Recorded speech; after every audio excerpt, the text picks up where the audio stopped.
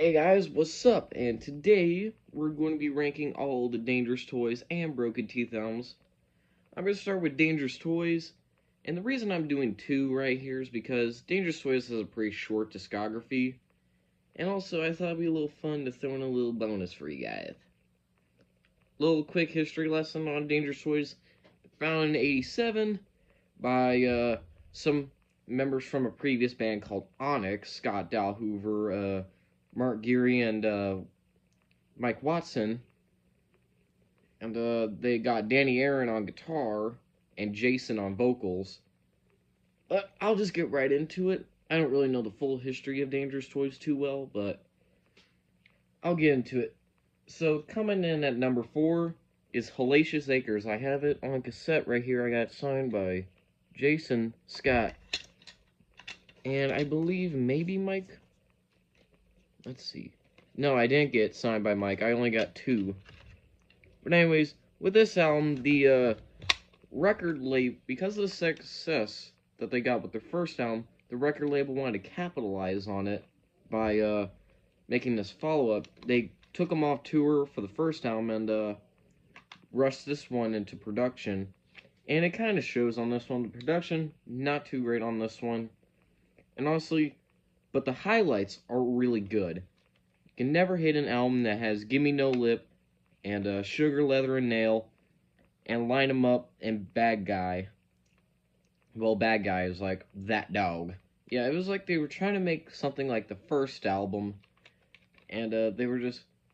But some of the stuff, don't really care for too much. Number 4, Hellacious Acres.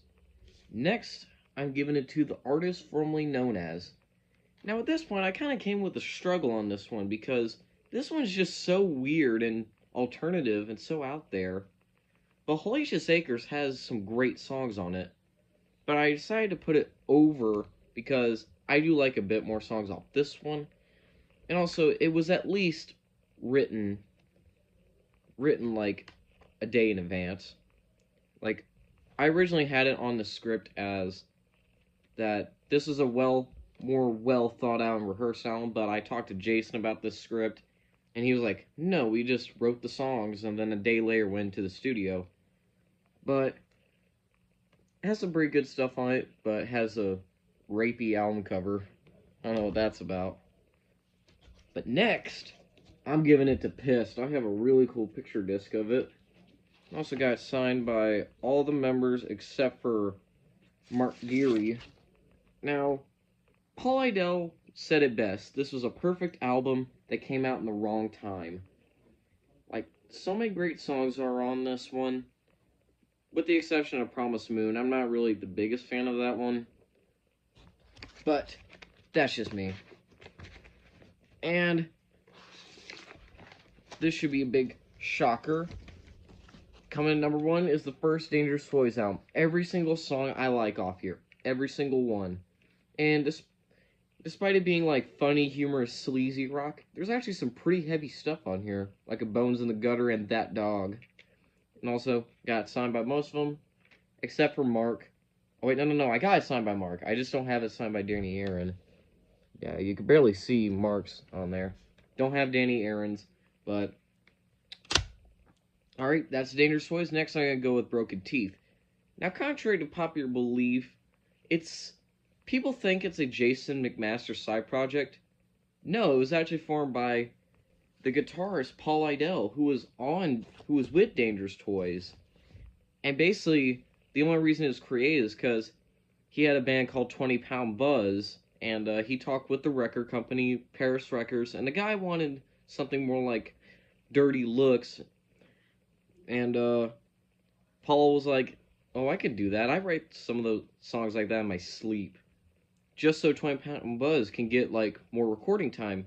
And he wasn't originally going to get Jason on there because he was so busy with Godzilla Motor Company. And Jason was like, hey, I kind of want to do this. And 20 Pound Buzz basically dissolved into Broken Teeth. And this is all coming from Paul. Because, like, I work with him. I work in one of his bands, LC Rocks. And basically, like, during like the 15-minute breaks, when we're backstage, I just I strike a conversation with him, and he said the whole history of it. But anyways, coming out last for me is gonna be Four on the Floor, their most recent album. They're talking about doing another one, but to be honest with this one, I don't really go back to this one too much. It has a cover of Rock Bottom on here, but yeah, I gave all these albums a listen to today during school, so I can give it a fair ranking, and yeah, this one just has to come in last for me. It's not bad or anything, it's like the other stuff more. Next, I'm giving it to Bulldozer. Now, why this one over Four on the Floor? Because of Flamethrower and the Hammer. And this one has the entirety of the Four on the Floor lineup right here. And also, what's weird is, like, it has it on side B and side A. Like, side A and side B, like it's a record when it's a CD. But next, I'm giving it to Electric. And this is where they really went all out with the AC/DC.